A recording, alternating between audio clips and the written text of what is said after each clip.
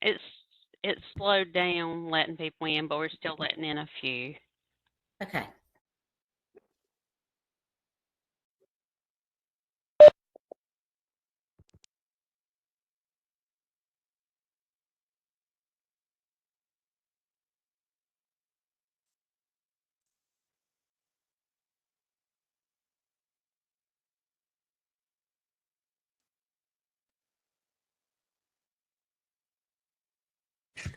Hey, Yeah, good morning, Susan. entering. Are we good? I think we're good, Susan. Okay, let's go ahead and start the recording then, and I'll kick us off, okay? Okay, good morning, everyone, and thank you for joining us for the 21st Century Community Learning Center's Cohort 18 Competitive Grant Competition webinar. I'm Susan Brigman. I'm the Section Chief for the 21st Century Program for the Office of Federal Programs at DPI. And again, we would just want to thank you all for taking time to joining us today.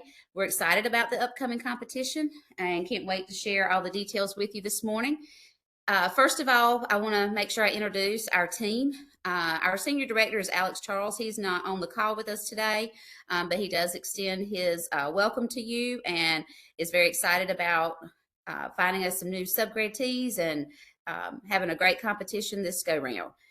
I have program administrators on the call, and I'd like to introduce those to you. And if you will come on camera and let everybody know who you are and what region of the state you work with for 21st Century. So Wendy, we'll start with you. Or Aurelie, just go in order of what's on the slide is fine. Good morning, everyone. My name is Aurelie Perez. I'm the program administrator for the West and Northwest regions, and I'm happy to be here today. Wonderful Wednesday field. Welcome to the NCDPI Federal Programs PD webinar.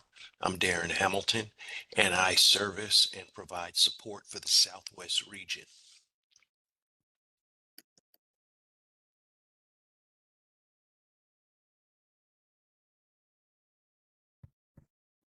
Gina.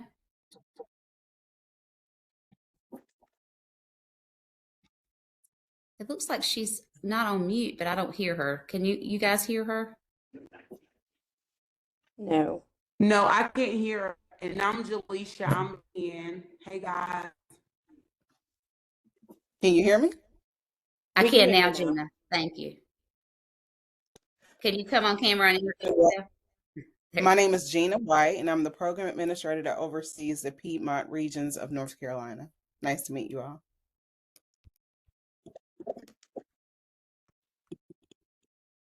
Good morning. I'm Hawana Locklear, and I am the program administrator for the Sand Hills region.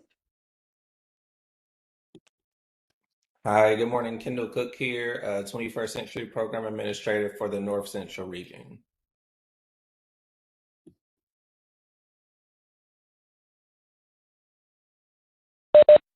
Good morning. I'm still playing with my camera a little bit. I'm sorry. There I am.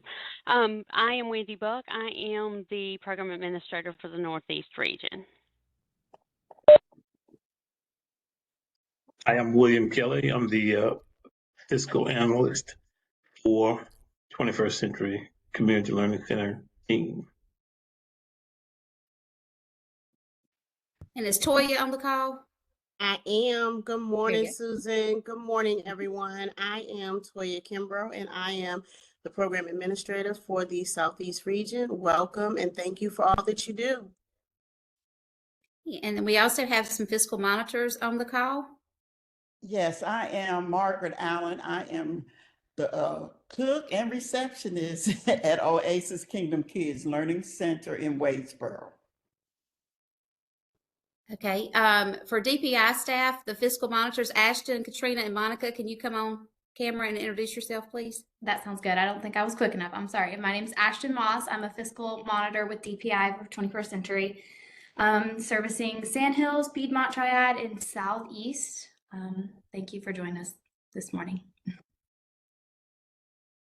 Good morning, everyone. I'm Monica Pask, and I'm a fiscal monitor, and I primarily support Kendall Cook and Aurelie Perez Nava, as well as some of Toya Kimbrough's programs.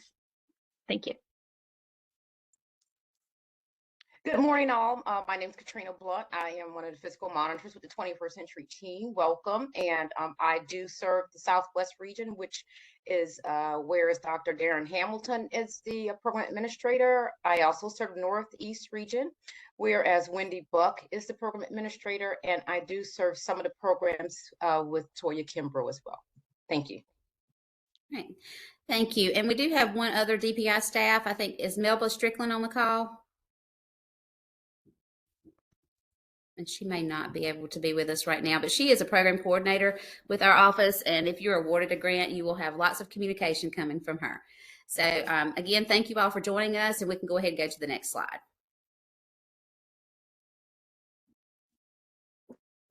So just a couple of housekeeping items I want to cover. If you have not already done so, please make sure that you remain on mute and have your cameras turned off so that we can support, have good bandwidth for this presentation. So if you will just make sure you remain on mute. If you have any questions throughout this presentation, we ask that you drop those in the chat so we can capture those. We do plan to create a FAQ document to send out on our website after both days of training. So it's very important for us to be able to capture all the questions in writing. If you haven't already put your name and your organization in the chat, if you'll do that for us, please, so that we can see who all was in attendance today. And this presentation, along with the recording, will be posted on our 21st Century website on Friday of this week. So you'll have access to these materials once we finish both trainings. So our agenda is pretty packed for today. We're going to cover a few things just to remind you of the purpose of the 21st Century Grant. We'll talk a little bit about priority considerations, scoring and technical deductions. We'll talk a little bit about the grant awards and the funding levels for which you can apply, some federal and state reporting requirements, some requirements for onboarding if you are awarded the grant. Then we'll walk you through how to apply and cover all of the related documents that you will need to complete. And then we'll kind of sum everything up with giving you a timeline so that you're fully aware of when the application is due and what types of events come after that. So the purpose of the 21st Century Grant, just want to make sure everyone is aware of that. There are actually three purposes. One is for you to provide opportunities during non-school hours. So all of this is not during the regular instructional day. Providing opportunities for academic support. So that can be in the form of tutoring, homework help, things of that nature. The second part is about offering students a broad array of enrichment opportunities, so additional services. Different types of activities. This could be STEM, it could be music, it could be arts, it could be PE, health. There's lots of opportunities there. And then the third purpose is for you to use these funds to offer families of the students that you're serving opportunities for active and meaningful engagement in their child's education. So K through 12 students enrolled in the 24-25 school year in PSUs or private schools are eligible to receive services under this grant. But we also want to make sure that you're aware that if you are an LEA, so a PSU, you can also offer services to pre-K students, which you'll see on the next slide. So pre-K students are defined as those students who, our slides shows not, okay. Preschool, I'm sorry, y'all. Okay, pre-K students who are at least 4 years old by or before August the 31st are enrolled in public pre-K programs. Then if you are an LEA or PSU that is eligible to receive these funds, then you are able to serve pre-K students. So again, I just want to reiterate that this is not for any non-LEA organizations. These are only, this option is only for LEAs. Okay.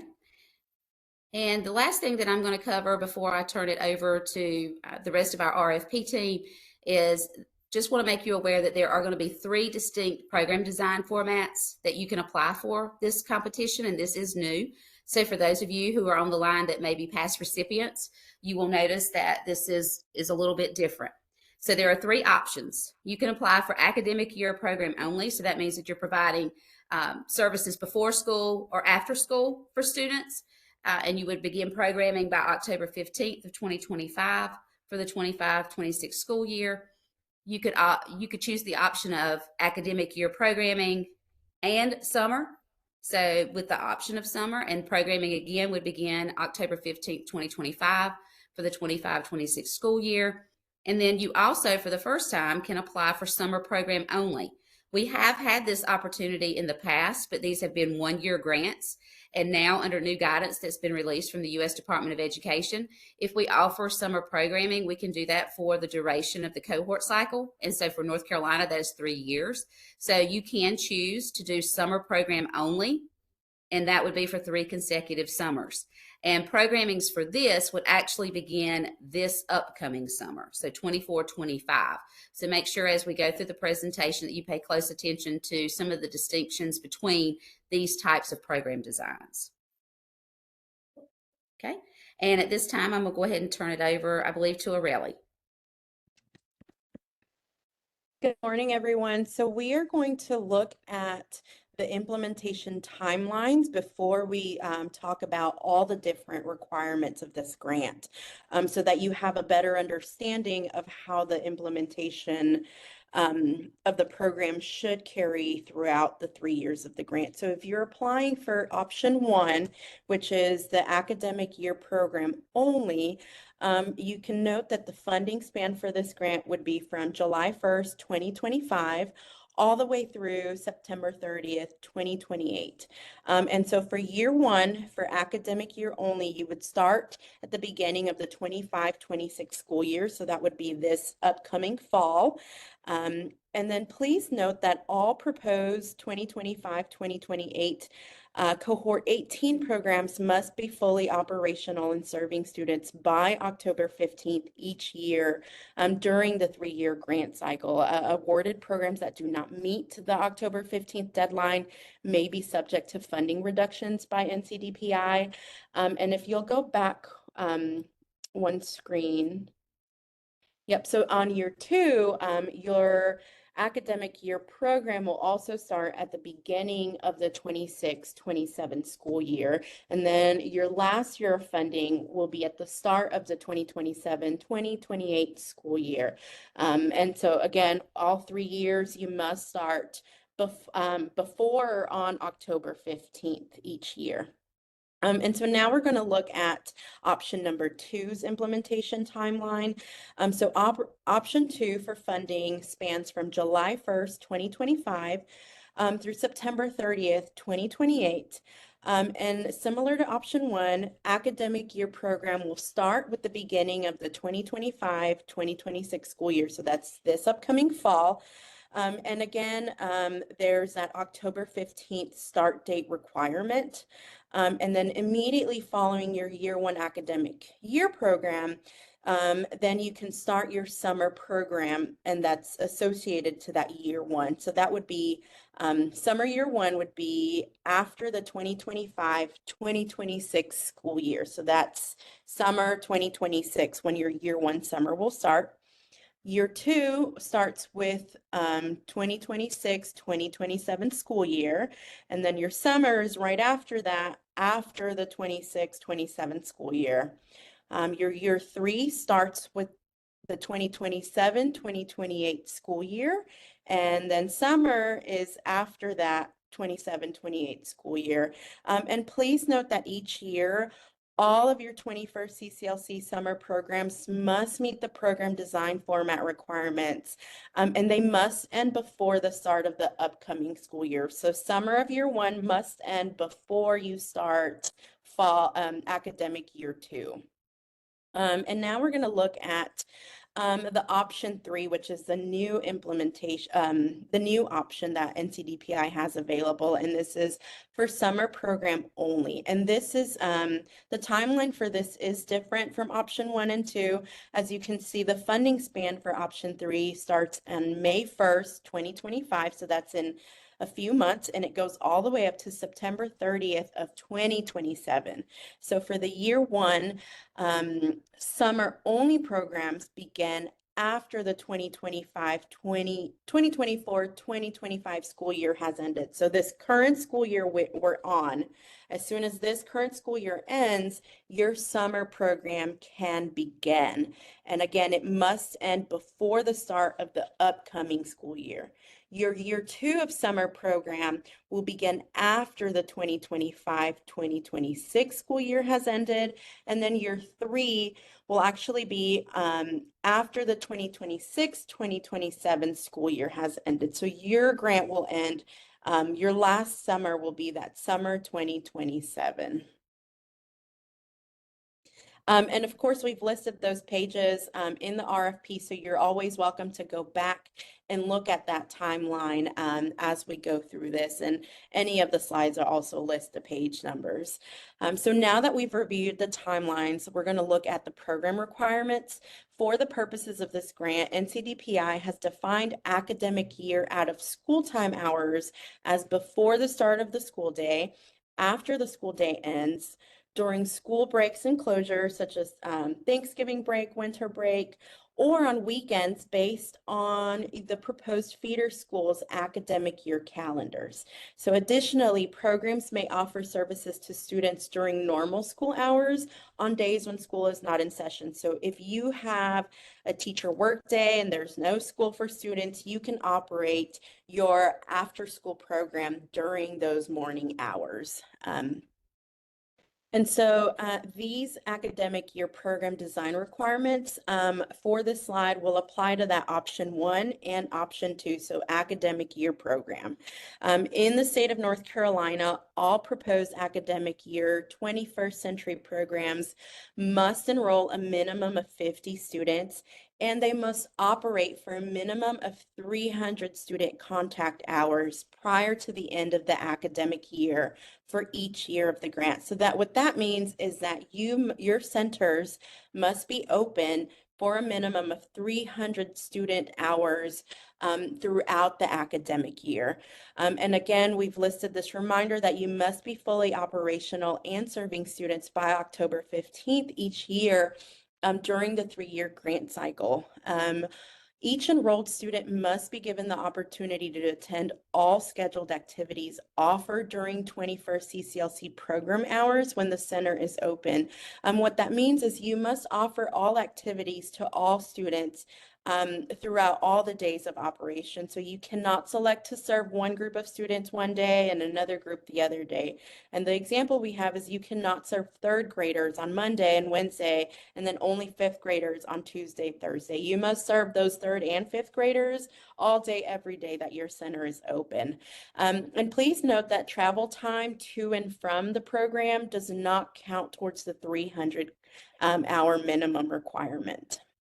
And again, awarded programs who do not meet the October 15th start date may be subject to funding reductions by NCDPI. And so now we're going to talk about the performance goals and objectives alignment briefly. So NCDPI has established a set of performance goals and indicators as part of the statewide evaluation of 21st century programs. During the 2025-2028 Cohort 18 competitive grant program, all awarded applicants will be required to design their proposed academic year programs to align with these NCDPI statewide goals.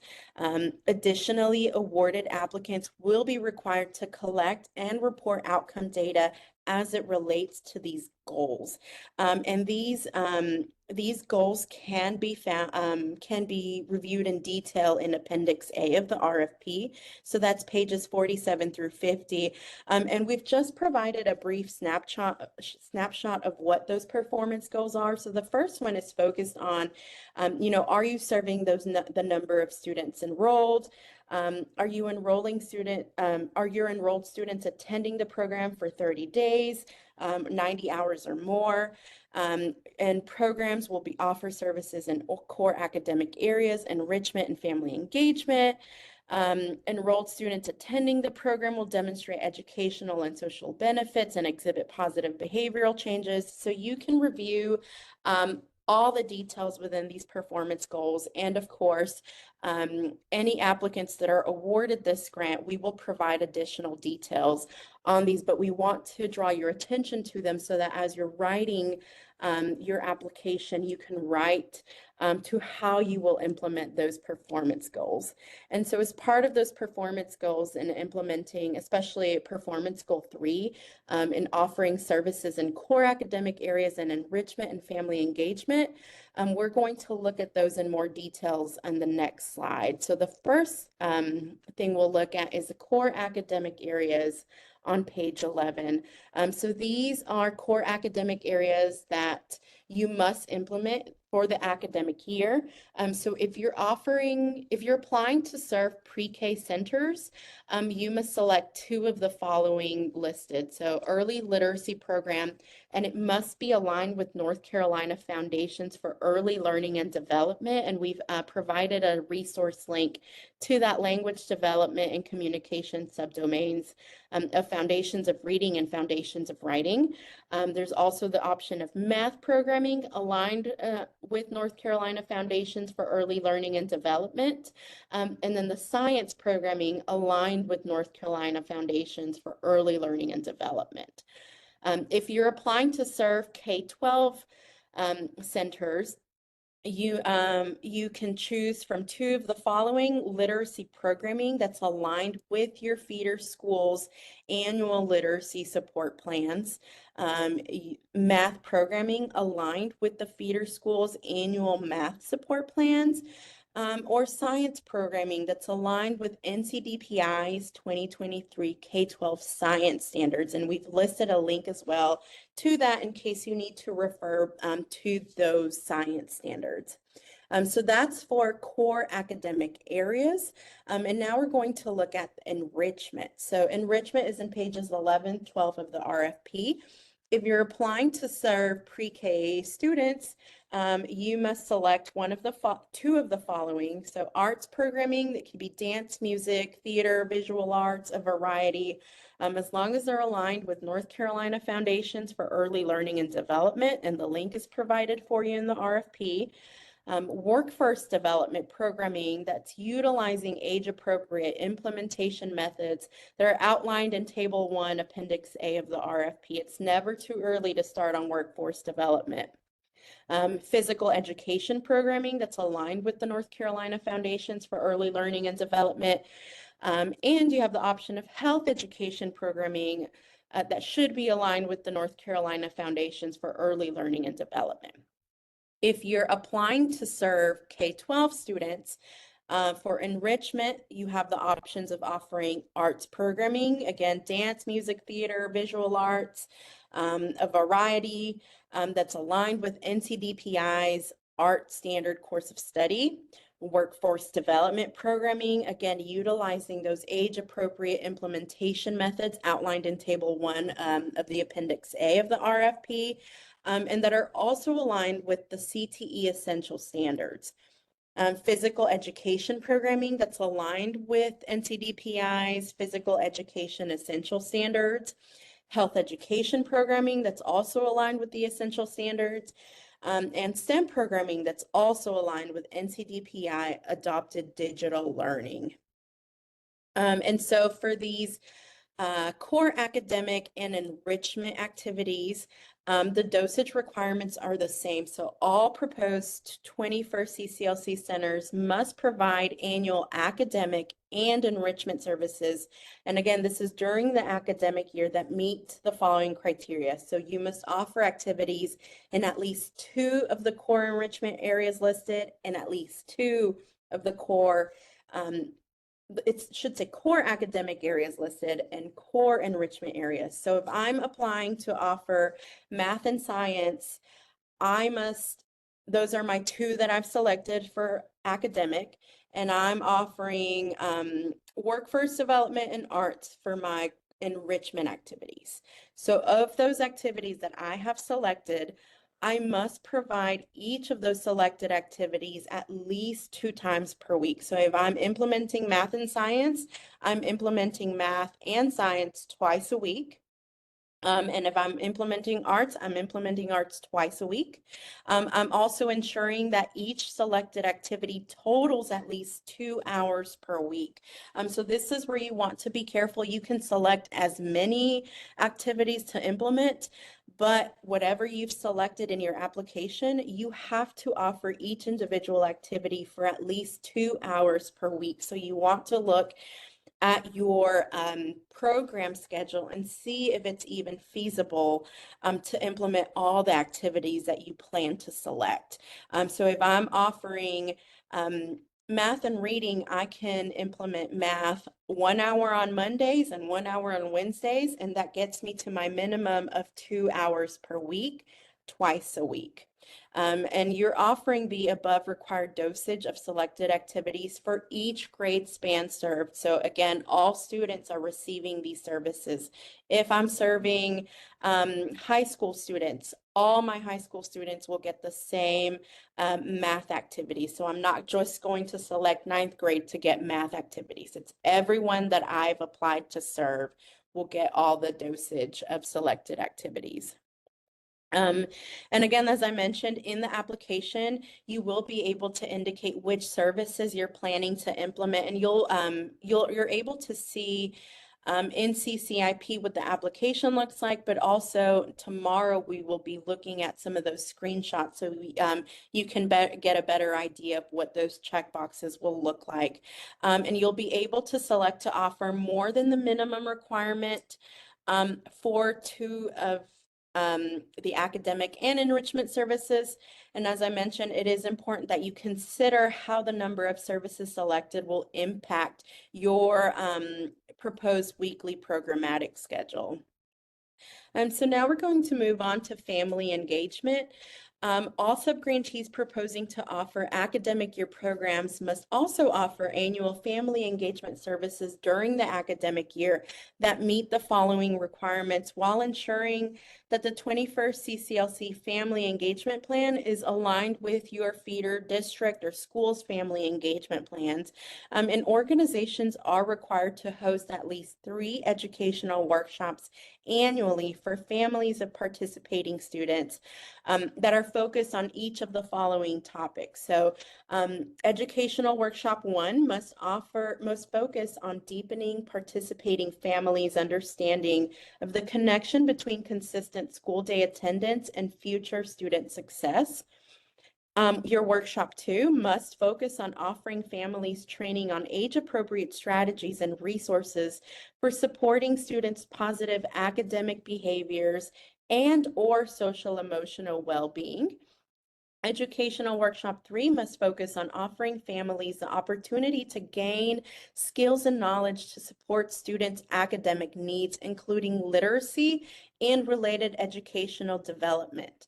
And you can propose to offer these required academic year family engagement workshop topics in any order that you would like, but you must implement all 3 of these topics each year of your grant. And so you can offer them in any order, and however, you can be as creative as you want. You could bring in guest speakers.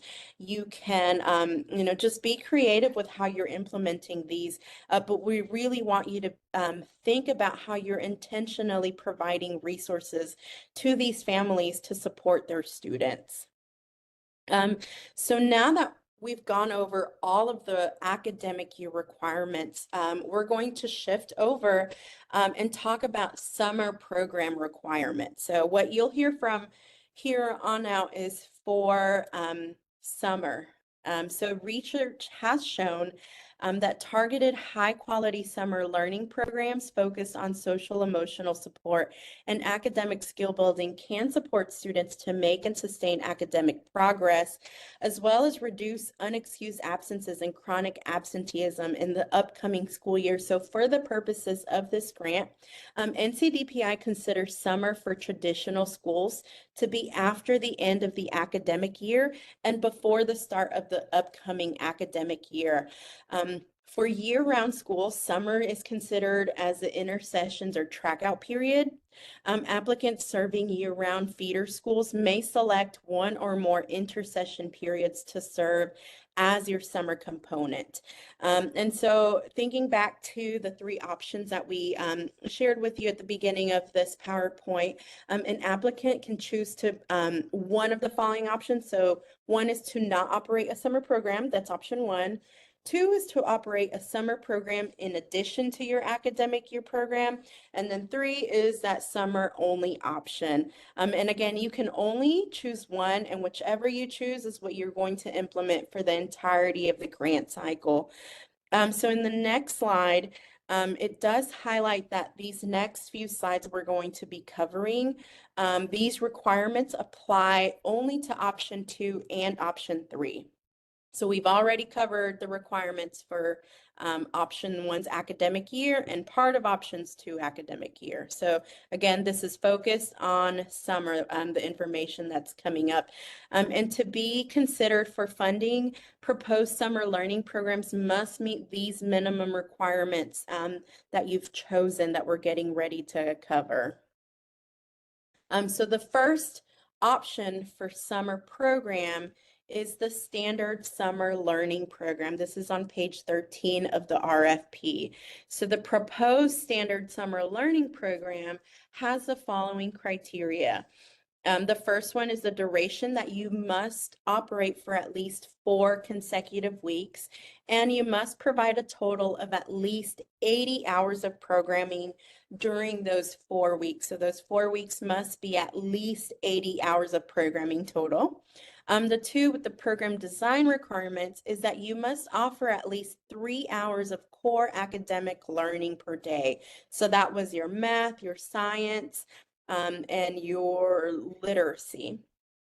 And you must include at least 1 hour of varied daily enrichment opportunities per day. So you can select whether you were implementing arts, workforce development, STEM, and then core academic learning and enrichment opportunities must align with the core areas described in the statewide performance goals. So those were the ones that we reviewed in an earlier slide, but again, you can view them in Appendix A. These are objectives 3.1 and 3.2.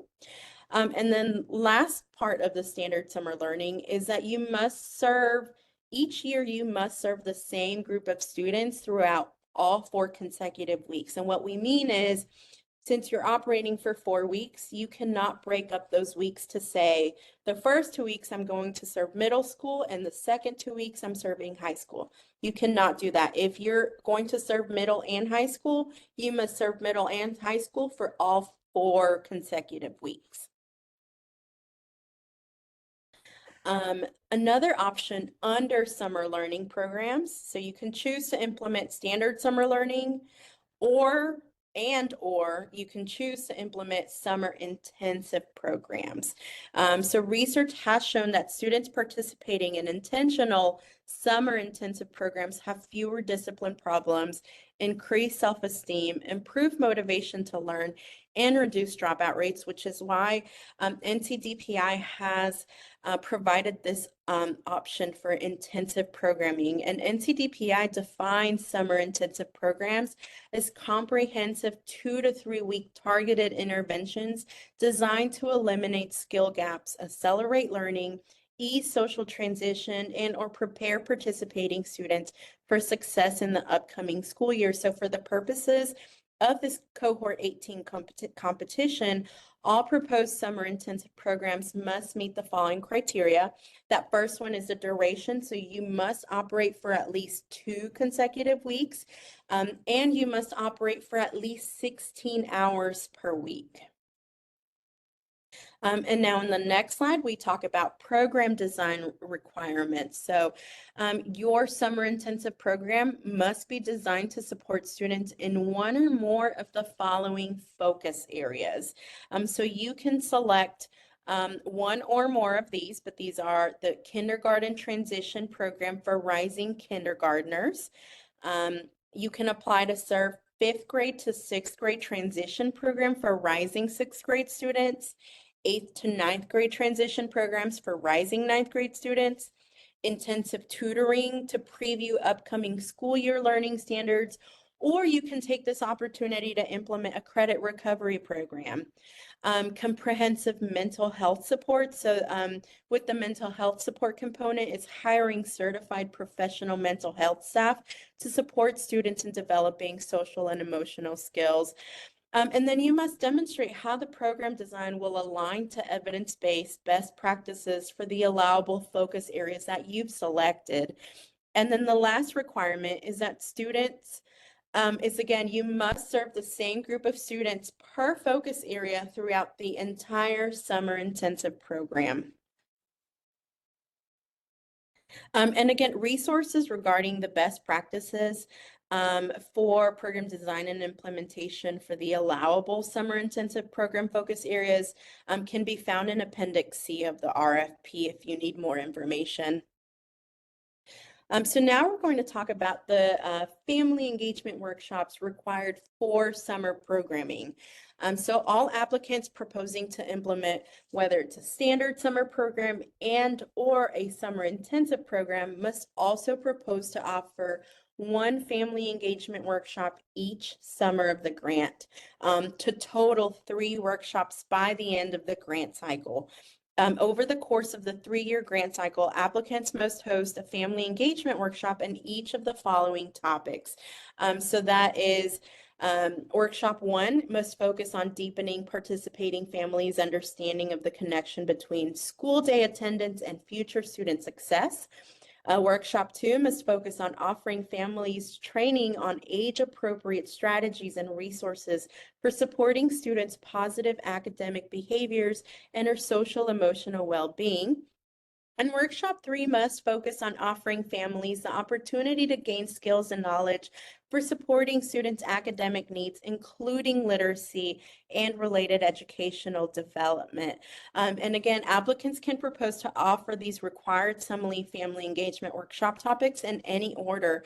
So if on year 1, you can offer workshop number 3, on year 2, you can implement workshop number 1, and then year 3, you can implement workshop number 2. So you can implement in any order that you would like, as long as you're offering one of these required workshops each summer of your summer grant. And please note that if you're an organization that's applying to implement option 2, which is the school year and summer program, you must meet the parent engagement requirements for both the school year program and summer programming. So if you're applying for academic and summer, you'll implement 3 workshops for the academic year, and then you'll implement 1 workshop for the summer in 1 year of your grant cycle. Applications for summer learning programs that do not adhere to these specified requirements for selected program design formats will be ineligible for funding consideration for that portion of programming.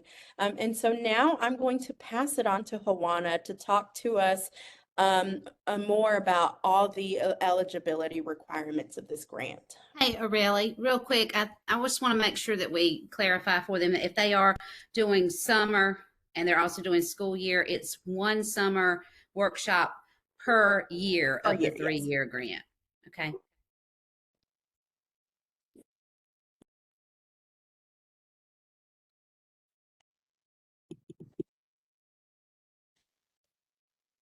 Sorry, Juana, you can go ahead. Oh, okay, I'm sorry. Okay, we'll now move on to eligibility. So who is eligible to apply? Eligible entities are defined as local education agencies, community-based agencies, city or county government agencies, faith-based organizations, Bureau of Indian Education Schools, institutions of higher education, and for-profit corporations, or a consortium of 2 or more agencies, organizations, or entities. The physical agent has responsibilities and restrictions. Here are a few when applying for the Cohort 18 Grant Award Competition. An organization or individual serving as a physical agent is limited to submitting one application per 21st Century Grant competition. The designated physical agent has the exclusive signatory authority for the 21st Century Grant that they are serving. The physical agent or the authorized signing signatory is responsible for signing all documents required by NCDPI, as well as other legally binding documents in all grant-related matters. NCDPI prohibits subgranting of awards. Consequently, eligible entities may not submit applications on the behalf of other parties. The agency completing the application and submitting through CCIP must be the operator of the 21st Century Program. While NCDPI encourages collaborations between eligible entities and permits contracting for goods and services, the applying physical agent must retain full responsibility for the 21st Century Program's financial management, reporting obligations, and program implementation in all such arrangements. Grant awards will be paid to the subgrantee listed in the application. All bank accounts, correspondence, and documentation must use the subgrantee name for the duration of the grant period. Prior 21st Century Award recipients are eligible and will be required to describe previous experience and successes administering and implementing a 21st Century Grant program, including successful completion of grant goals to apply for this Cohort 18 grant if they meet eligibility requirements and are deemed in good standing. Additionally, prior 21st Century Grant award recipients will talk about their program performance, and this will be taken into consideration during the competition and objectives, as well as lessons learned based on their most recently awarded 21st Century Grant.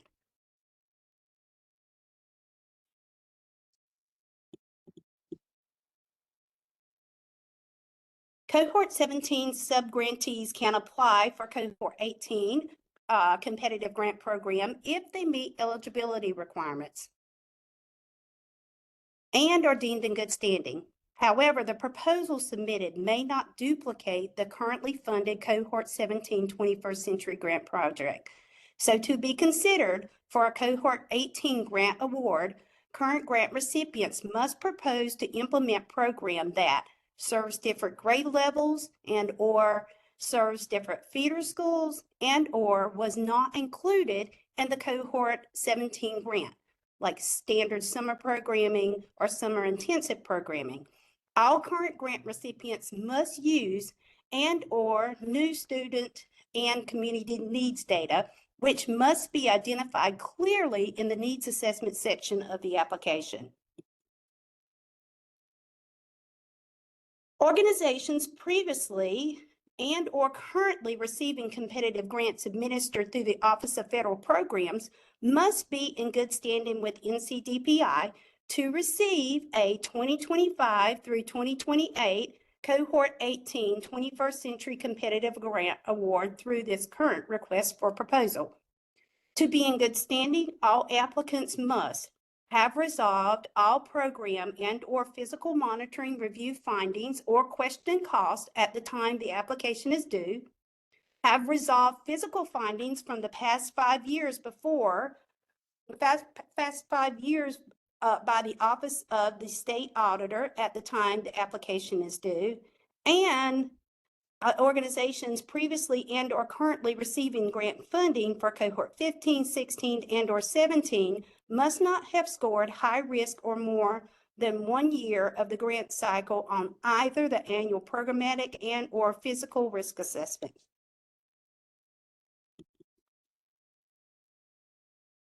Any previous or current 21st Century subgrantee terminated by NCDPI are considered not in good standing and are not eligible to reapply for 2 consecutive 21st Century Standard 3-year grant cycles for a minimum of 6 years from the effective date of termination.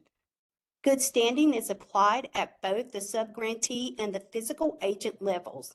If the applicant organization is deemed not in good standing by NCDPI, Office of Federal Programs, its associated physical agent is also deemed not in good standing. If the applicant organization and its associated physical agent are deemed not in good standing by NCDPI, Office of Federal Programs, at any point during this grants review process, the application may be identified as not recommended for funding to the State Board of Education. So found on page 18 of the RFP are the program fees. The intent of the 21st Century Program is to ensure equal access to all students and their families for targeted services. So therefore, NCDPI does not allow fees to be collected for participation in the 21st Century Program. If fees have been collected for student participation in the past, no fees can be collected for participation in the program moving forward. Programs found to be collecting fees for student participation in 21st Century programs or that deny students access to the program because of the inability to contribute to the cost of the program will be ineligible for 21st Century funds or the continuation of funds and may be required those funds that they have collected from students and families.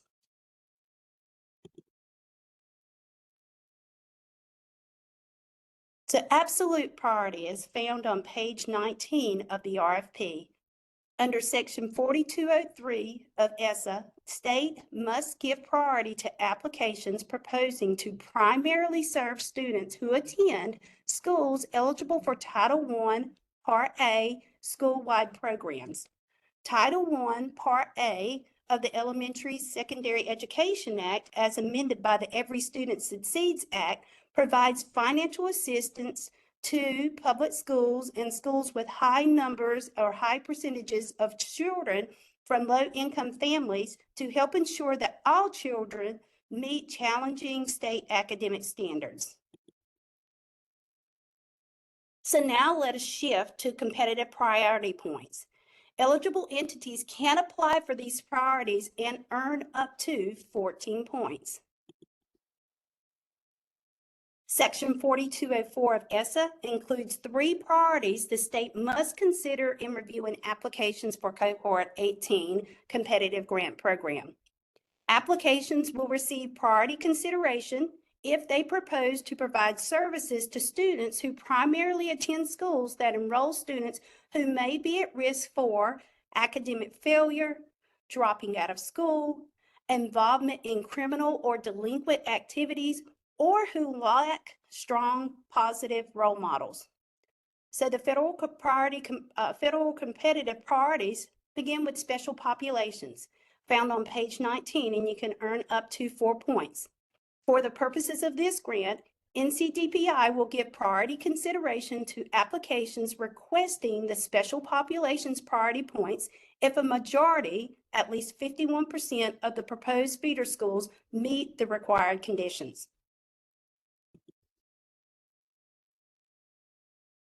So special populations are found on page 19 through 20 of the grant. And the first priority consideration is CSI-TSI, which is comprehensive support and improvement and targeted support and improvement. And that is 1, propose that all or 100% of schools to be served are identified as comprehensive support and improvement schools to receive 2 points. Or propose that all 100% of schools to be served are a combination of comprehensive support and improvement, CSI, and targeted support and improvement, TSI schools to receive 1 point. A spreadsheet has been provided indicating CSI and TSI designated schools as of 2023-2024. The next priority is, competitive priority is chronic absenteeism, and you will find this information on the 2023 North Carolina School Report Card.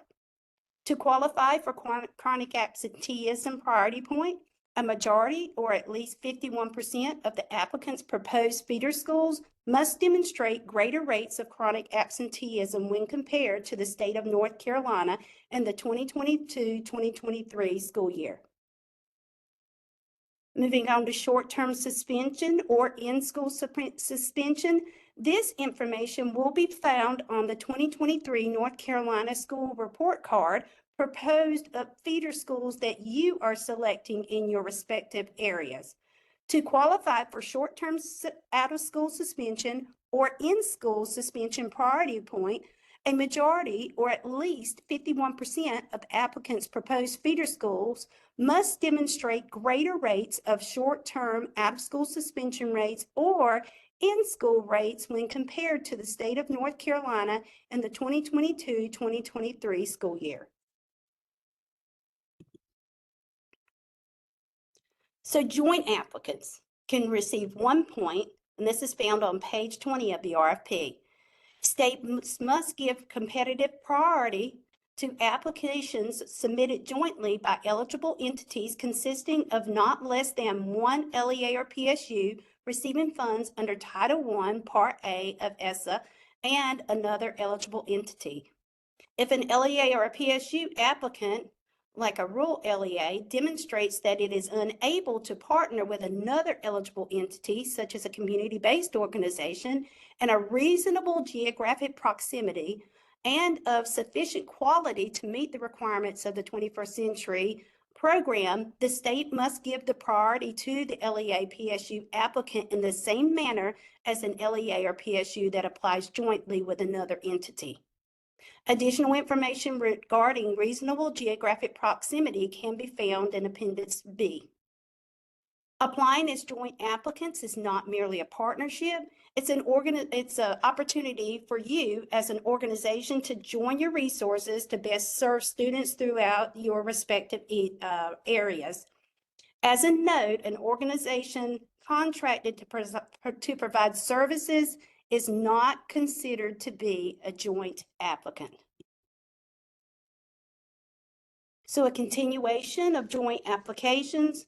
To be considered as a joint applicant, the applicant must provide a memorandum of understanding, MOU, outlining the joint responsibilities of the partnership. The MOU must provide evidence that the eligible LEA or PSU and at least one other eligible entity collaborated extensively in the planning and design of this respective application. Each joint applicant organization has substantial roles to play in the delivery of services that has to be detailed. All joint applicant organizations share grant resources to carry out their roles. All joint applicants have significant and ongoing involvement in the management and oversight of the program. And finally, an agreement among the joint applicants and the physical agent has been signed that specifically states that the physical agent cannot act as a flow-through for grant funds and does not subgrant to other recipients. For example, applicants are not permitted to subgrant a significant portion of their award to a single entity. Memorandums of understanding are required for all applicants applying jointly. MOUs should be uploaded under the optional documents in the related document section of the web-based grants management system, the Comprehensive Continuous Improvement Plan, CCIP. In cases of joint submittal, all required documents must be signed by the person with signatory authority for all participating organizations and must be uploaded to CCIP and then uploaded in the appropriate place in the related documents section of the funding application in CCIP. For additional information regarding joint applicants, see the joint applicant definitions in Appendix B. Expanded access.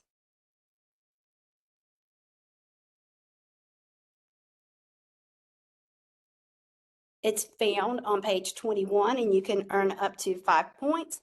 Applications will receive a priority consideration if they demonstrate that the proposed activities are, as of the date of submission of the application, are not accessible to students who would be served or would expand accessibility to high-quality services available in the community. For the purposes of this grant, NCDPI will give priority consideration to applicants requesting the expanded access priority point if a majority or at least 51% of the proposed feeder schools meet the following conditions.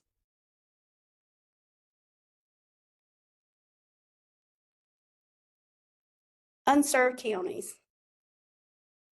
It's found on page 21 of the RFP, and you can earn up to 2 points.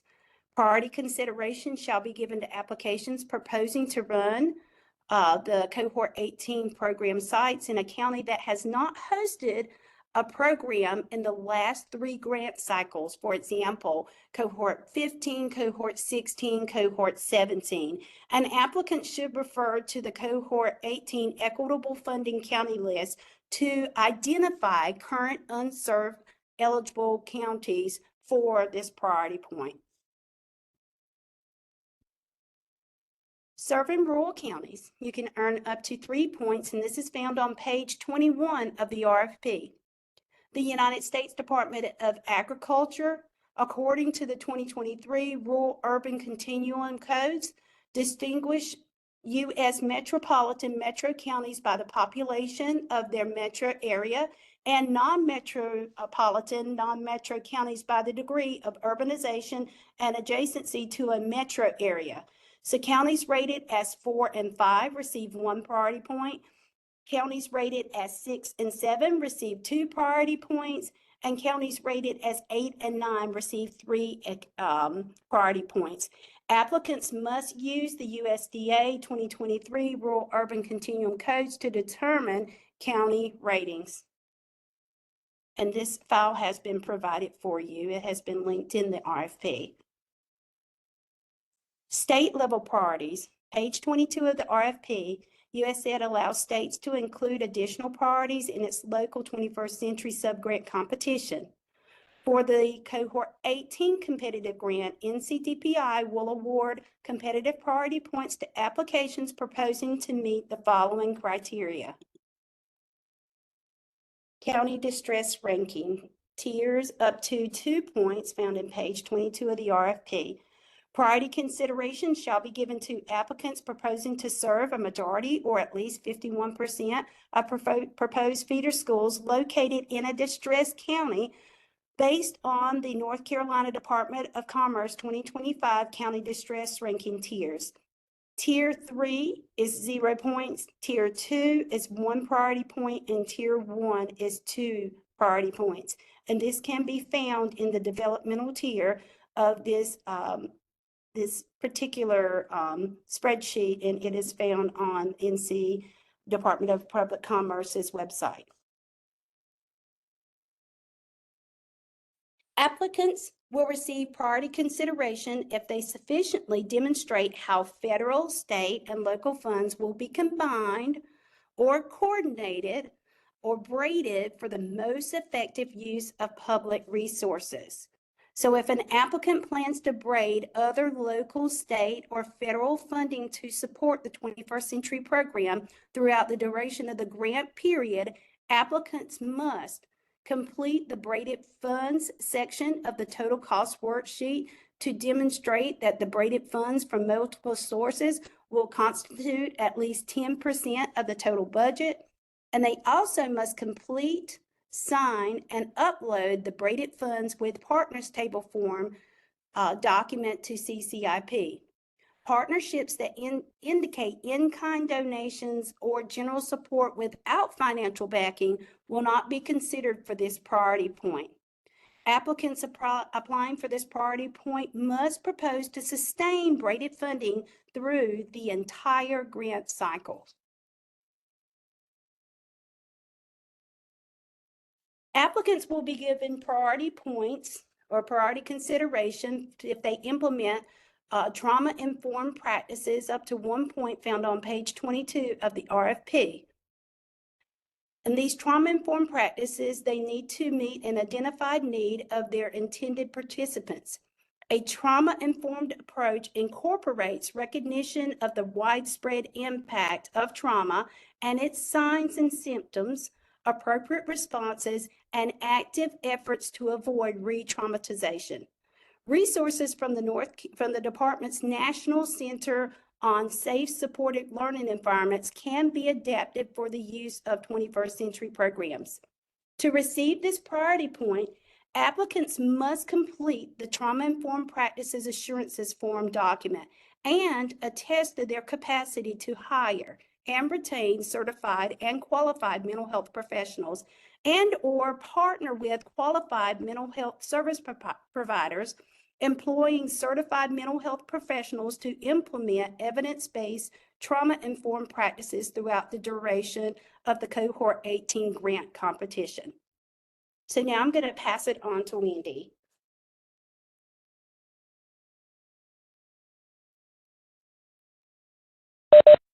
Good morning. Now we're going to move on to funding awards, which are on the RFP pages 23 to 26. For the 25-28 NCDPI Cohort 18, for the competitive grant program, we may award at least one grant proposing to operate an academic year program with or without a summer program per each state board of education region of the state, pending submission of quality applications by at least one eligible organization in the SBE region and following level 1 and level 2 reviews. At least one grant proposing to operate summer-only programs per each state board of education region of the state, pending submissions of quality applications by at least one eligible organization in the SBE region and following level 1 and level 2 reviews. After the initial awardees are identified, NCDPI may continue to recommend one additional organization per region proposing to operate academic year program with or without a summer for the award based on total application score and ranking. If funding is available, NCDPI will then recommend one additional organization per region proposing to operate summer-only programs for the award based on total application score and ranking until funds are depleted.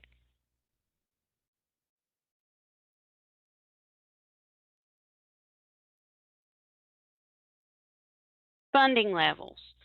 Page 24. For the purposes of this competition, applicants will determine their academic year out-of-school time program funding request and/or their summer program funding request separately in CCIP.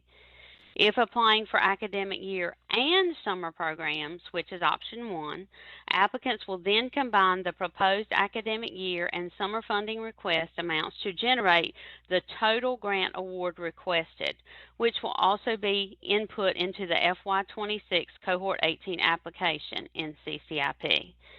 The total amount requested for academic year and summer programs is either the sum of the requested funding for each proposed program or $500,000, whichever is less. Just as a note, NCDPI utilized resources from the Wallace Foundation and After School Alliance in an effort to align with nationwide average costs for regular attendees and out-of-school time programs. Summer program funding ranges were determined using funding ranges from recent SBE-approved NCDPI 21st Century Summer Program competitions.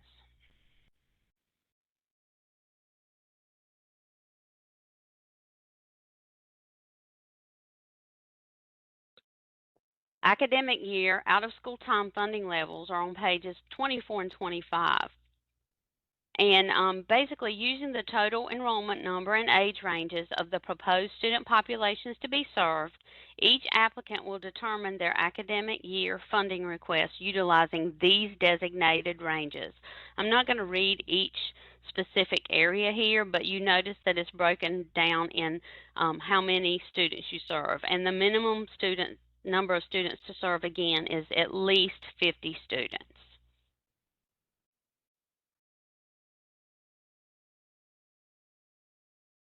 Using the type of proposed summer program and the total enrollment number of proposed students to be served by each summer program, applicants will determine their summer program year funding request utilizing the designated ranges.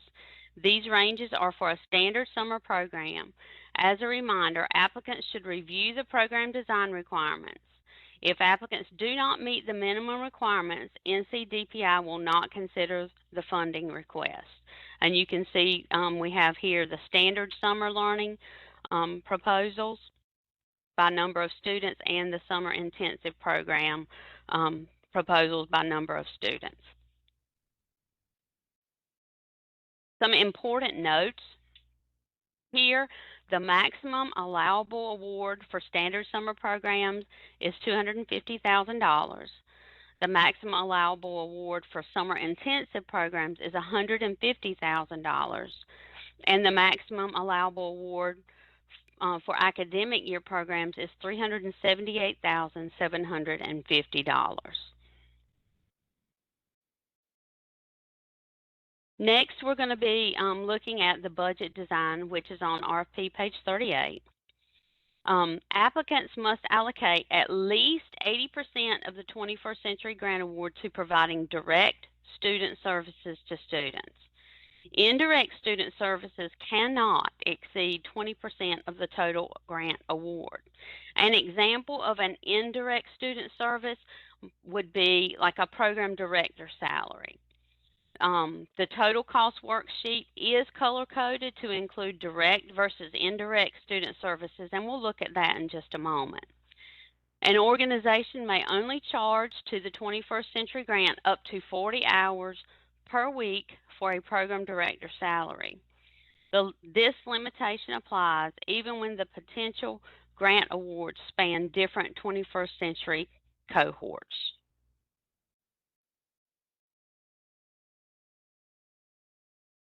Wendy, and I just want to make sure that we do clarify for those on the call that we are not saying that you cannot have a program director that works more than 40 hours, but for the purpose of this grant and to ensure that the majority of the funds are going to direct services to students, you can only charge 40 hours per week to 21st Century Grant funds.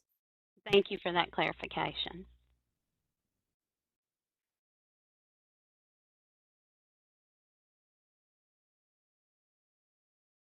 Okay, let's look at continuation of funding requirements. To receive continued funding in Year 2 and Year 3 of the 21st Century Grant Cycle, awarded subgrantees must submit an annual non-competitive continuation grant application. The non-competitive continuation grant process requires awarded subgrantees to conduct an annual needs assessment, use the results of the assessment, as well as NCDPI monitoring and evaluation reports if available, and other relevant data such as attendance data, end-of-year outcomes report, and other things, to propose specific improvement strategies designed to sustain and or increase student outcomes as outlined in the statewide performance goals that Aurelie went through earlier. If awarded priority points for joint application, braiding funds, or trauma-informed practices, subgrantees must also demonstrate how they will maintain these priority points or priority areas in the upcoming program year. So once you get your priority points, you must carry through with those for the entire grant cycle. For RFP page 27, we have some additional notes here. Applicants who receive priority points for specific programmatic elements such as joint applications, braided funding, or trauma-informed practices are expected to maintain these elements throughout the entire grant cycle. Failure to uphold these commitments may result in the discontinuation of funding. One exception would be the CSI TSI if the schools are removed from that list during the grant duration. Applicants must implement plans as approved during the award period. Significant changes to the program design without prior approval from the NCDPI Office of Federal Program Staff for programmatic amendments may result in delays or loss of funding during subsequent years of the continuation period. Subgrantees of funding may be terminated due to failure to meet program goals, non-compliance with attendance and reporting requirements, insufficient fiscal documentation, and or misuse of funds. Awards can be ratably reduced or terminated contingent upon the annual SEA award from USAID. Depending on what we get from USAID, we may have to change subgrantees funding. Qualifying for annual funding installments. Studies have shown that the more a student participates in after-school programs, the more likely they are to show academic and social gains. To allow youth to take advantage of all that 21st century programs offer, there must be steady attendance and access to programs over a significant period of time. 21st century programs are not drop-in programs. Students are expected to participate in 21st century programs on a regular basis.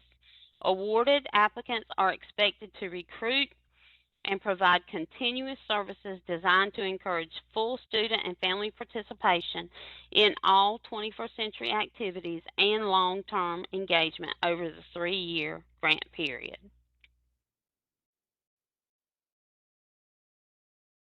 Academic year funding installments, page 28. Each subgrantee can be awarded funds for the academic year starting on July 1st of the initial year and ending on September 30th of the final fiscal year. 21st Century Academic Year program funds are dispersed annually in 3 installments over the course of the academic year to qualify subgrantees. The academic year program funds will be allotted as follows. The initial installment equal to 34% of total required academic program year award will be issued after NCDPI approval of required documentation and final budget. The second installment equal to 34% of the total required academic program year award if the subgrantee has met at least 50% of its enrollment goal as stated in the SBE approved application. Additionally, students must attend the program for at least 45 hours to be counted towards the second installment attendance goal. And the final installment equal to 32% of the total required academic program year award if the subgrantee has met at least 75% of its enrollment goal as stated in the SBE approved application.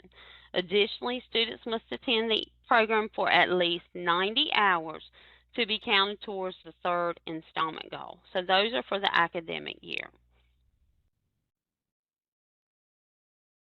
For summer, that's also on page 28, 21st Century Summer Program funds are dispersed in a separate installment each year. When funds are allotted each year of the grant, subgrantees can access funds up to 27 months, except in year 3 when the grant ends on September 30th, 2028. Any unspent funding installments remaining at the end of year 3 will revert to the state. Upon approval of the awarded applicant's budget for each year of the grant award, summer program funds will be allotted as follows. One installment equal to 100% of total summer program award will be issued after NCDPI approval of required summer documentation and final summer budget. And the summer program award installments will not be issued prior to April 1st each year. Funding reductions. Each year, if awarded subgrantees do not meet requirements for the second and or third installment of the academic year award, the awarded subgrantee will be required to forfeit second and or third installment or right-size their program for the remainder of the grant year. In addition, the program will be required to right-size their program for the remainder of the 3-year grant cycle. If awarded, subgrantees do not meet proposed enrollment goals for the summer program, the awarded subgrantee will be required to reduce summer program funds for the remainder of the 3-year grant cycle. Any funds recovered from reductions or forfeitures will be redistributed to those subgrantees that have successfully met third installment requirements. 21st Century grant funding is made available on a reimbursement basis. That is on page 29. Applicants are strongly encouraged to secure sufficient funding or a line of credit to operate the 21st Century program for at least a 3 to 4 month period prior to initial disbursement each year. Reimbursement requests must be passed on actual allowable expenditures versus encumbrances made prior to the September 30th deadline. Expenditure documentation to support reimbursement requests must be submitted to NCDPI. There is no liquidation period. At the end of year 3, all unspent funds will revert to the state.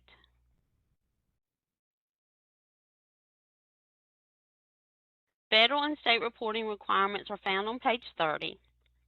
It's important for applicants to know in advance awarded subgrantees will have federal reporting requirements. Awarded subgrantees will be required to collect, manage, and report data by center on participating students to NCDPI. Excuse me.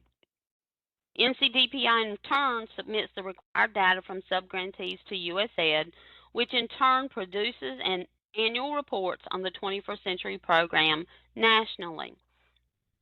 Awarded subgrantees, again, will be required to collect, manage, and report that data, and you can refer to page 30. The note here, given the above reporting requirements, it is important that applicants consider whether they have the capacity to complete the required data management and reporting before applying. So, the awarded Cohort 18 grant recipient onboarding requirements are found on page 32. All 25, 28 NCDPI Cohort 18 21st Century Competitive Grant Program awarded organizations must have their designated Cohort 18 Program Director and Chief Fiscal Agent attend a mandatory all-day in-person onboarding training on Tuesday, July 29th, 2025. The location is to be determined. Awarded Cohort 18 21st Century organizations who do not attend the in-person onboarding training may be required to forfeit their entire 3-year Cohort 18 grant award. In addition, summer-only NCDPI Cohort 18 Competitive Grant Program awarded organizations must have their designated Program Director and Chief Fiscal Agent attend a mandatory virtual initial onboarding training on Thursday, May 15, 2025. Immediately following the Cohort 18 onboarding, NCDPI Office of Federal Programs will host its annual Program Foundations Conference on Wednesday, July 30th and Thursday, July 31st, 2025. Attendance at the 21st Century Program Foundations Conference is mandatory for all sub-grantee program directors and chief fiscal agents. Additional staff members like site coordinators, data managers, instructional staff are highly encouraged to attend. And now I'm going to turn it over to Aurelie. All right, so we are now going to talk about how to apply for this Cohort 18 competition. So all applications for the grant must be completed on the web-based grants management system, the North Carolina Comprehensive Continuous Improvement Plan, which we refer to as CCIP. Applicants do not have to enter all information into CCIP at one time. You can enter information and return to or add or edit information until the time that you've selected draft completed status on the application. Only applications submitted through CCIP will be reviewed and evaluated, and applications must be submitted through at least draft completed in CCIP by 12 p.m. noon Eastern Standard Time on February 18th, 2025 to be considered for review and scoring. And this is where we start saying, please do not wait until the last minute to submit your application. Errors when submitting could delay your submission and cause you to miss the deadline. If this happens, your application will not be considered for review, so please give yourself plenty of days prior to the deadline to submit. And we have provided some action steps for this application so that you have some guidance as to where to start. So first of all, you want to apply for an NCID user account if you do not currently have one. If you currently have access to CCIP, you have an NCID account. If you do not have access to CCIP or 21DC, then you will need to apply for an NCID account. And if you are an LEA or PSU, you can go through your local NCID administrator to get access. If you're a non-LEA that has not been trained in the system, we do provide a link to the virtual training session in the RFP for you to learn how to use the system and gain access to an account. Then we also recommend that you immediately register for the system for award management, as it is a required step for your organization in order to complete the application. And this step may take some time, and so it's important that you start with this step. Confirmation that you have successfully registered and have active status is required, and we'll show you what that looks like later on.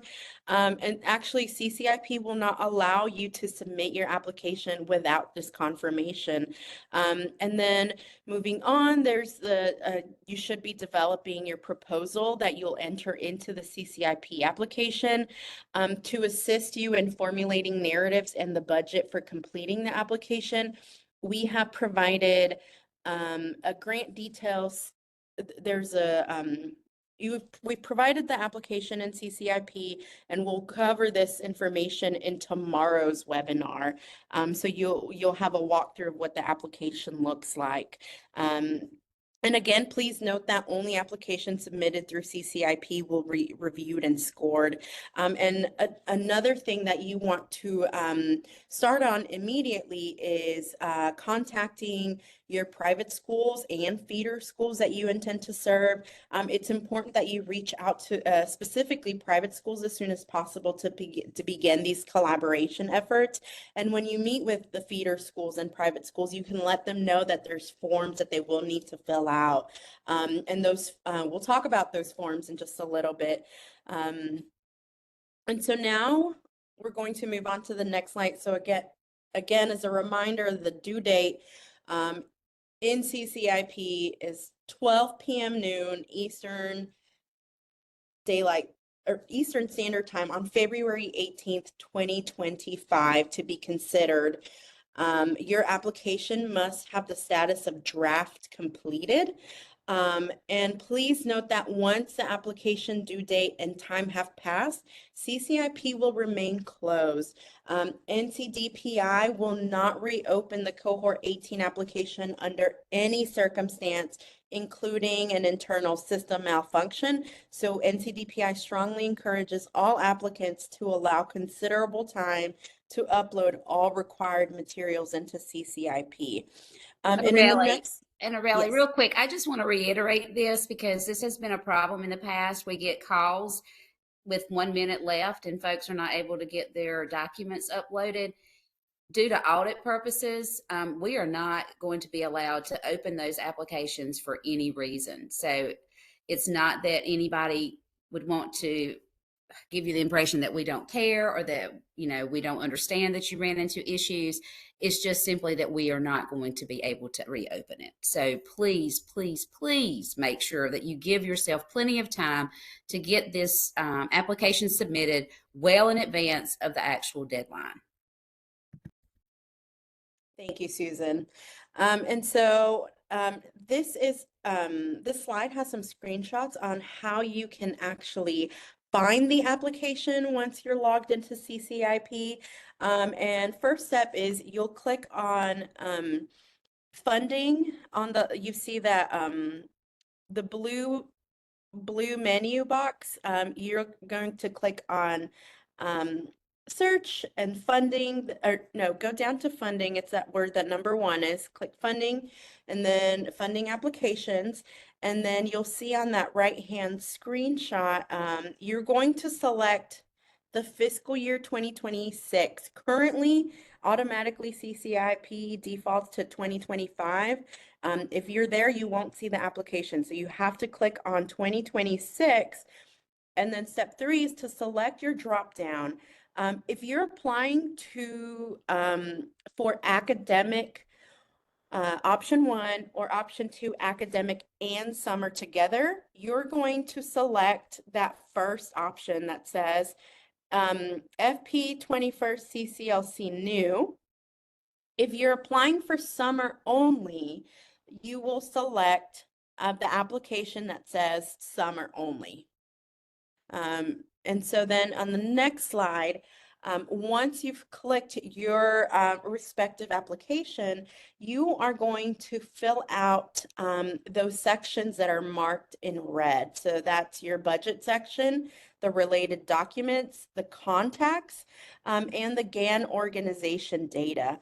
And please keep in mind that before you can begin uploading any related documents, you will need to click on the draft started link that's at the top of your application page.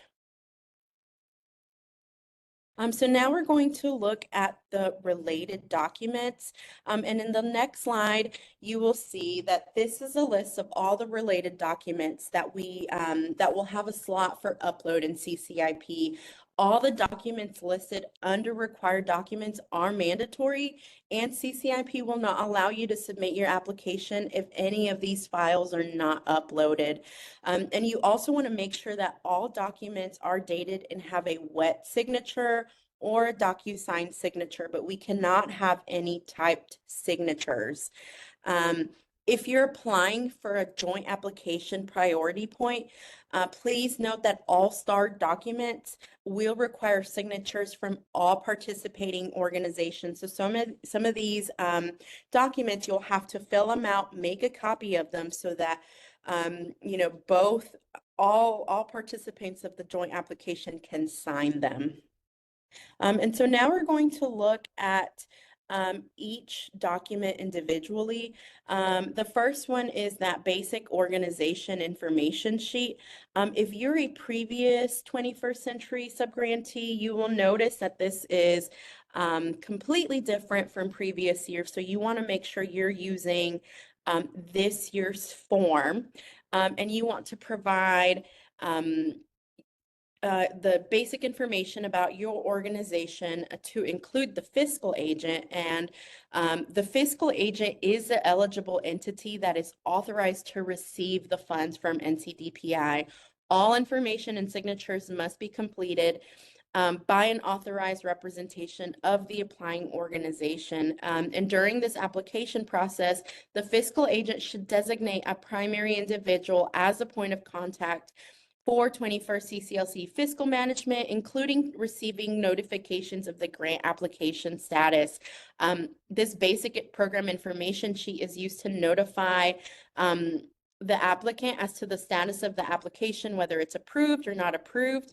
And if at any time the fiscal agent changes from one identified in the proposed approval, it's the responsibility of the fiscal agent to notify NCDPI and update this to update us on any changes. In case an applicant submits a joint application, basic organization information will need to be copied so that each agency, entity, or organization has signed where required. And again, additionally, it is required that the applicant sign the MOU located under optional documents, and you'll see a screenshot of that in a little bit. And I do want to highlight that please make sure when you fill out this basic organization information sheet, when you are listing the number of weeks and the number of students to be served in this form, please make sure that the information matches what you've written in your narratives. There are so many applications that we've seen over the years where in the narrative it says we're going to offer 33 weeks of school year programming, and then when we look at the form it says 28 weeks. Or it says we're going to serve 200 students, and we look at the form and it says 150. So you want to double check, have someone else double check your documentation in your agency to make sure that the number of weeks and number of students not only meet the grant requirements, but align in all the areas where you've listed them. And in this form, you're also listing all location sites. And so in this next slide, there's a little bit more of the basic information sheet. You're also listing the target school, so your feeder schools, the grade levels you intend to serve, the targeted students, your student teacher ratio, your start and stop dates with the hours of service, and then any relevant family caregiver engagement proposed dates. And now we're going to move on to this good standing document. As a reminder, organizations previously and are currently receiving competitive grants administered through NCDPI Office of Federal Programs must be in good standing with NCDPI in order to receive this Cohort 18 grant award. Because this is required document, all applicants are required to complete this form. And you can refer back to the RFP good standing to review that information again. Applicants who have never received a competitive grant administered through NCDPI Office of Federal Programs will be able to check no in section 1 of this document and then continue to section 3 to sign. For applicants that have received a competitive grant administered through the Office of Federal Programs, so any previous grants, you will need to complete the rest of sections 1, 2, and 3.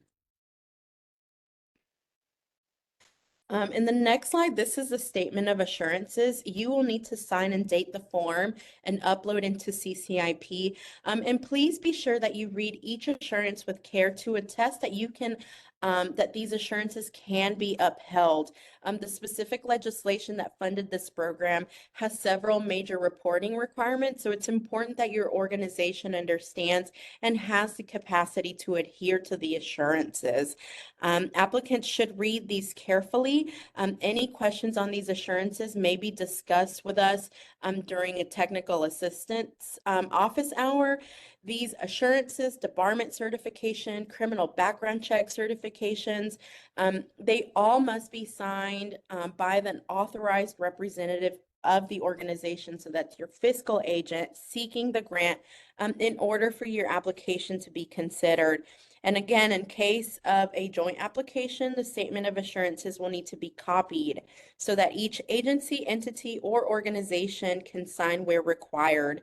And one of the big reminders with the statement of assurances that it lists is that no collection fees of any kind can be collected for 21st CCLC programs.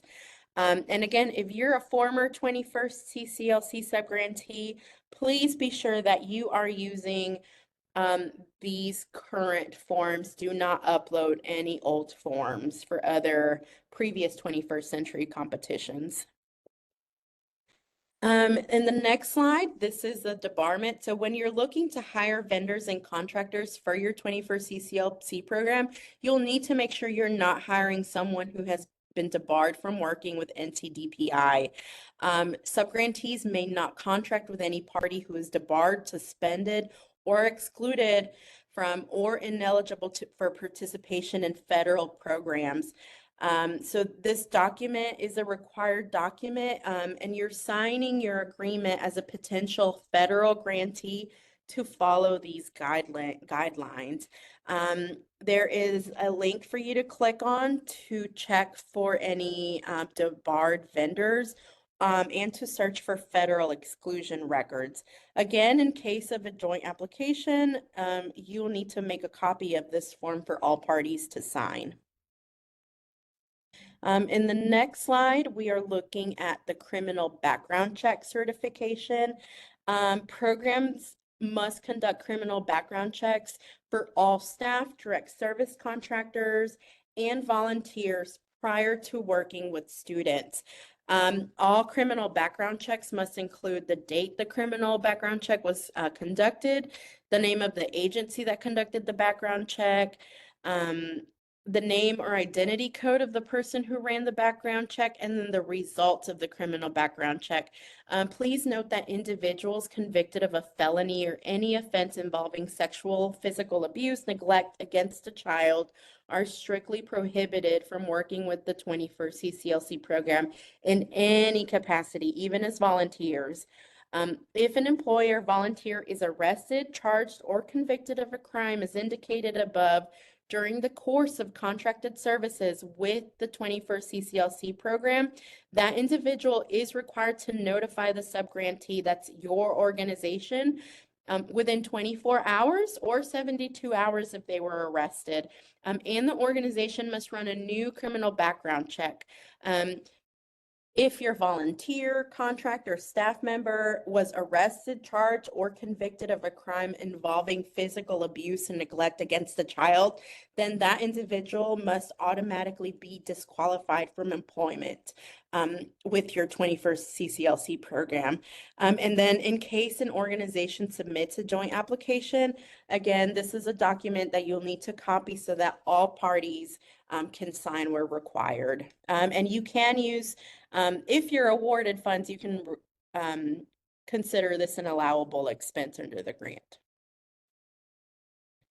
And now we will move on to private school consultations. As I mentioned earlier, it is important that you are consulting with private schools. Section 8501 of the Every Student Succeeds Act requires timely and meaningful consultation to occur between an entity receiving 21st CCLC program funds and private school officials prior to any decision that affects the opportunities of eligible private school children, teachers, and other educational personnel to participate in programs under this act, and should continue throughout the implementation and assessment of activities under this section 8501.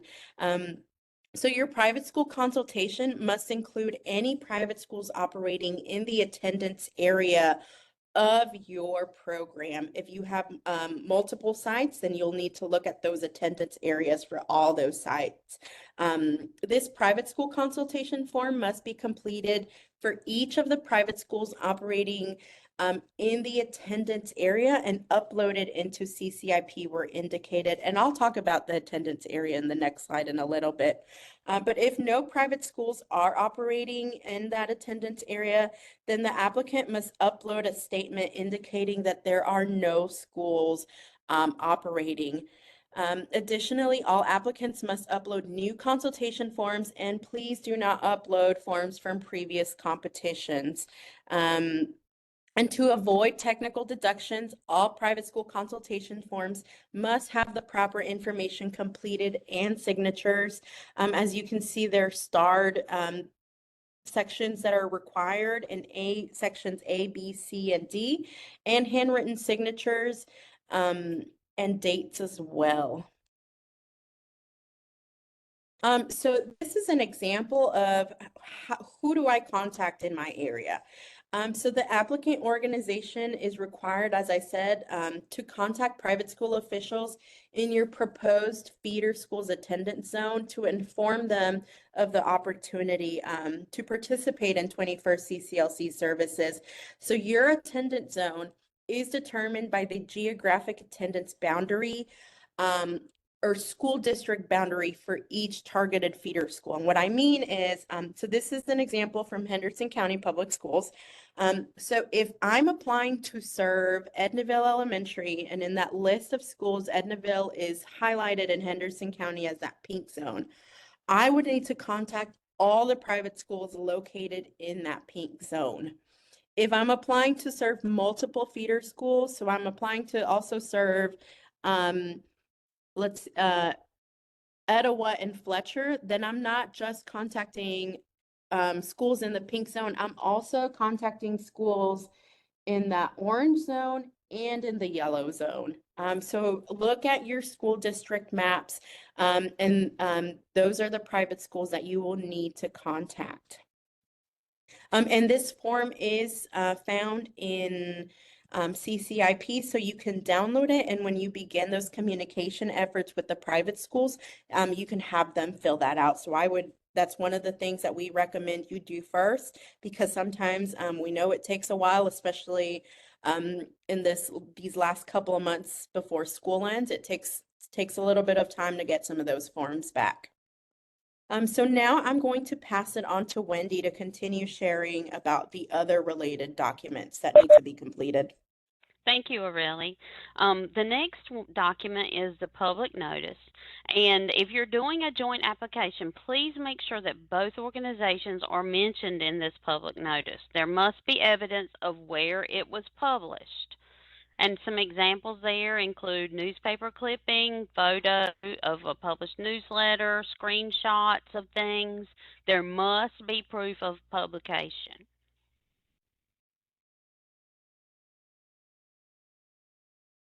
Written fiscal procedures. Uniform guidance 2 CFR requires non-federal entities to have written policies and procedures. Written policies and procedures provide flexibility. The uniform guidance indicates what must be done, but not how. Written policies and procedures allow an organization to define the how document in writing, specifically on the following subject or provisions. Your program may be demonstrating and doing all the appropriate things to manage grant funds, but it is important that these procedures are written and have descriptions of how they are followed. And they include internal controls, travel, financial management, personnel, time and effort, equipment management, procurement, allowability, and report certification. And it is important that procedures have a description of how these policies will be followed. So that's going to be up to your organization.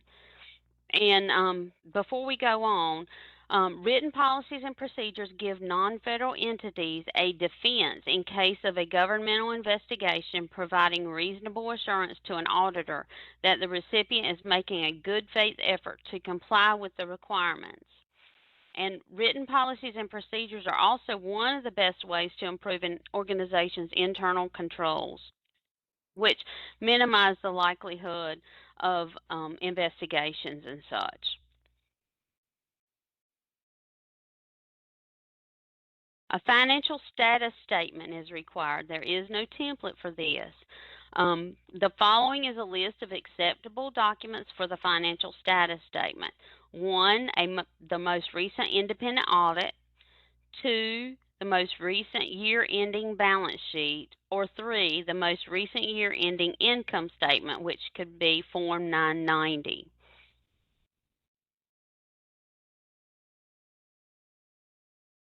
The total cost worksheet, which is part of this submission as well, it is an Excel spreadsheet. And the purpose of the total cost worksheet is to provide application reviewers a high-level snapshot of how your program is planning to spend potential Cohort 18 funds. For the total cost worksheet, applicants will use the green cells to enter the dollar amount related to the specific expenditure categories to estimate the total annual need to complete the project for year 1. So this is an estimate, okay? So this is not your real approved budget, but you need to put some thought into this as you're completing it, when you're completing the worksheet. You should start calculating potential mileage for transportation using your district mileage rate. Estimate projected needs for number of staff, their rates of pay, the property lease if you anticipate property lease and rental amounts. Also consider potential contracted vendors for enrichment and their associated costs. As a reminder, you can include the travel costs related to our annual Foundations Conference and other 21st Century related conferences. But as you begin to calculate the expenditure costs, ensure you're separating or itemizing your estimates as far as what is needed for the school year, what's needed for summer program, and if you do one summer intensive, calculate that. As you fill in the green cells, the annual grant total will populate. And these totals are then used to automatically generate a table at the bottom of the Excel sheet to help build the budget section table in CCIP. And in the next slide, we're going to look at that table.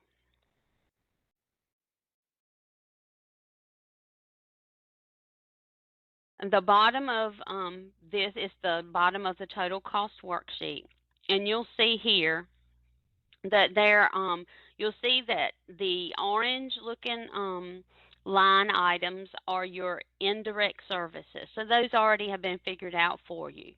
And then the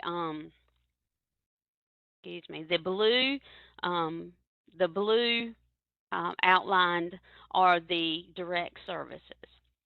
So remember, you have to do at least 80% in direct services. And also, if you'll look there in the yellow highlighted portion, it does give you, it calculates for you. So for applicants applying for the braided funds priority point, the total must be a minimum of 10% of the annual grant total requested there in that box. And of course, make sure that everything is signed.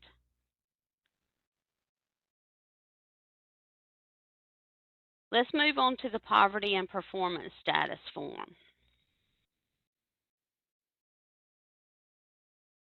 Please make sure as you're completing the poverty and performance status that everything is completed. This is even if you're not going for priority points, you need to make sure that you complete this. There are links here on this to assist you with completing this poverty and performance status form. That you can see those links in the document that are shaded the orange, yellow, and green. And please make sure that you answer the appropriate column and complete the form completely, even if you're not seeking those priority points.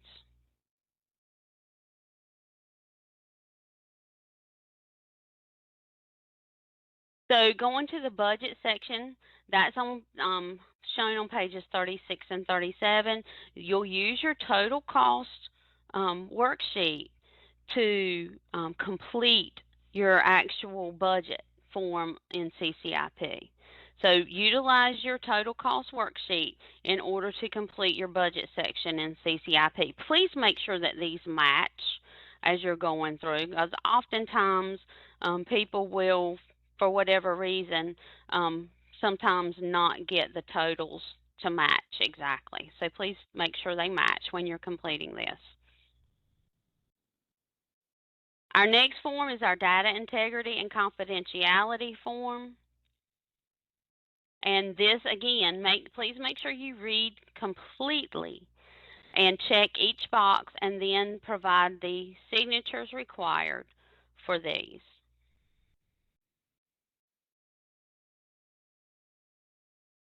And make sure you're not using an old form because it is different. For your SAM award management, please make sure that it shows your unique entity ID. Make sure that your status is active as of February 18th, 2025. And if you'll note, the expiration date on this particular upload says July 28, 2024. So it would not be, you would not be eligible because the expiration date has already passed. So you need to be in active status as of February 18th, 2025. So don't upload an email saying, well, I've applied for it. You must have the confirmation showing that your registration is active as of February 18th, 2025.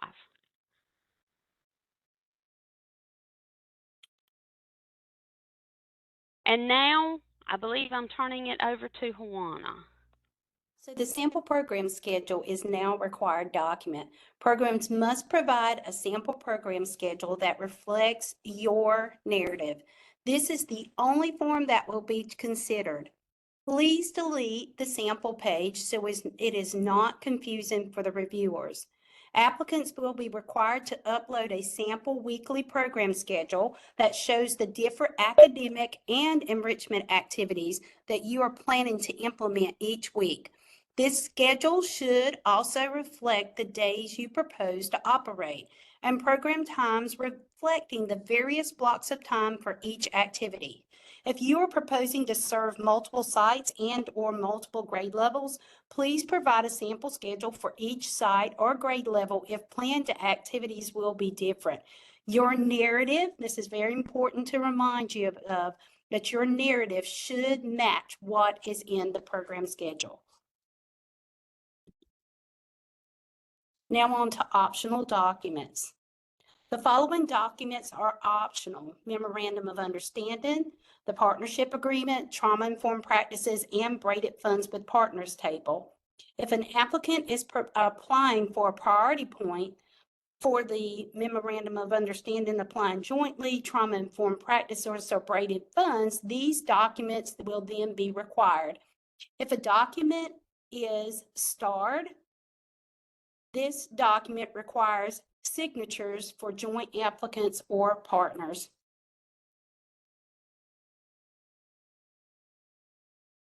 MOUs was explained earlier with priority consideration, but it is beneficial to note that applicants who are not submitting an application jointly may include an MOU to reflect their level of collaboration with other organizations or agencies who will provide services or resources to the project, even though they may not share fiduciary responsibilities. Applicants who are submitting an application jointly must complete the MOU and be signed by both applying partners. The establishment of collaborative partners is critical for both the implementation and the sustainability of the 21st Century Program. A collaborative partner provides routine, regular, and ongoing services to the program as outlined in the signed partnership agreement. For example, the use of facilities and equipment, use of human capital like mentors or tutors. A collaborative partner also plays a critical role in sustaining the program after grant funds end. Other partnerships or collaborative agreement, this slot is in the related document section of CCIP, is for programs that would like to upload any other documents to demonstrate collaboration with another organization, such as letters of support and collaborative agreements. And it is only required for joint applicants and/or priority points for braided funds.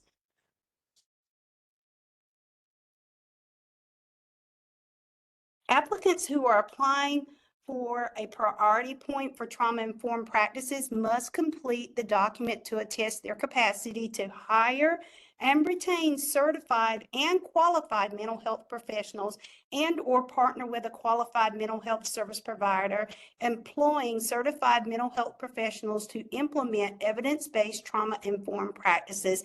And if they do receive this priority point, they must continue services throughout the duration of the grant period.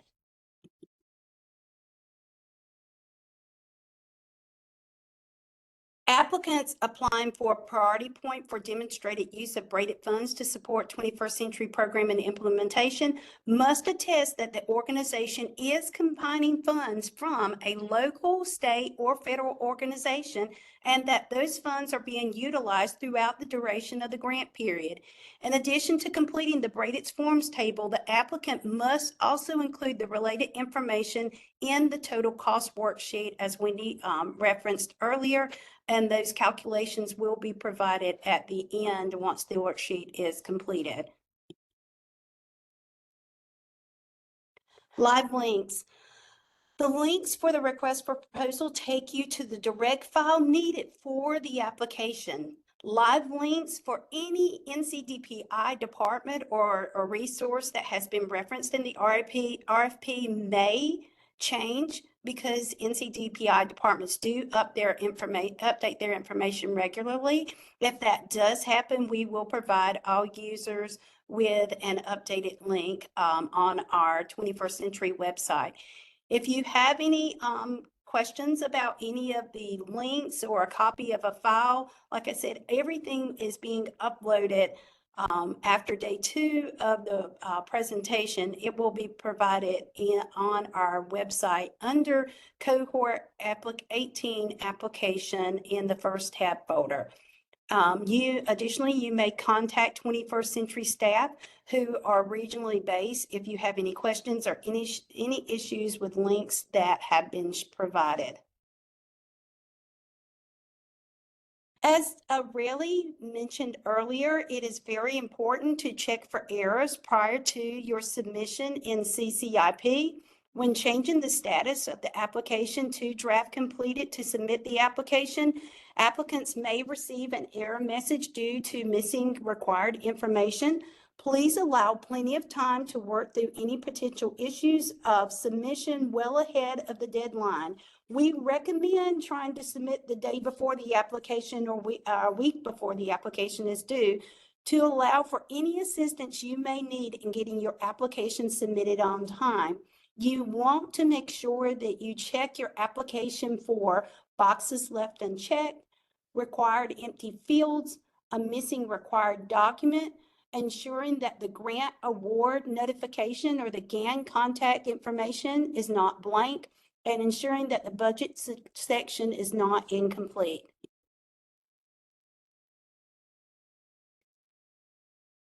As an applicant in CCIP, once you are in the application in the sections page, you can check for errors by looking on the field located to the right of the screen. It reads validation and messages. Once you click that, a validation error message will occur, or there will not be one, but it will tell you that the funding application has, like here, under allotments, the funding application must have at least one grant with a budget greater than 0. Under the contacts, the contact funding application contacts has 0 contacts selected. It requires a minimum of 1 contact. So it will show you the validation error in order for you to fix it prior to submission. But it will then again, if you haven't caught these errors, it will notify you again whenever you try to change the application status. Now on to Susan.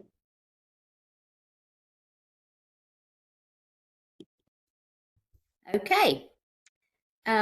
We do just want to reiterate that get to enter information or anything in your application, we cannot send anything back to you. So just please keep that in mind. That's another reason why we want to make sure that when you are getting ready to submit your application, that you do this in plenty of time so that you don't have any hangups.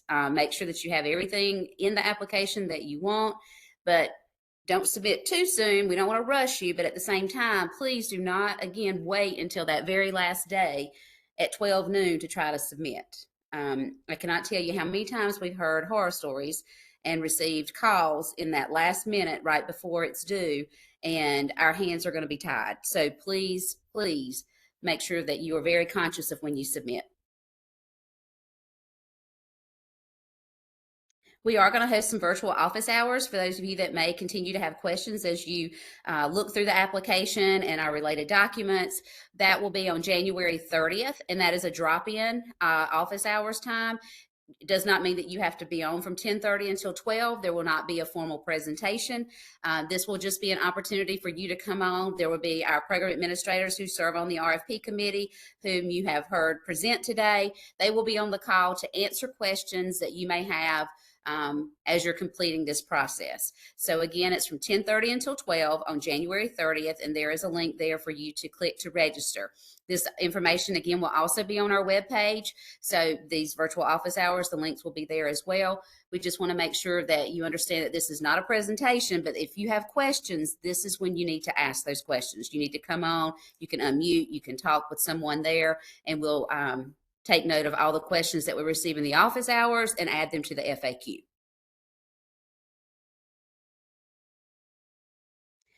Here is the upcoming timeline. So we were approved by the state board on January 9th to open this competition. CCIP did open at 8 a.m. On January 13th. However, some of the documents were still being uploaded in the system.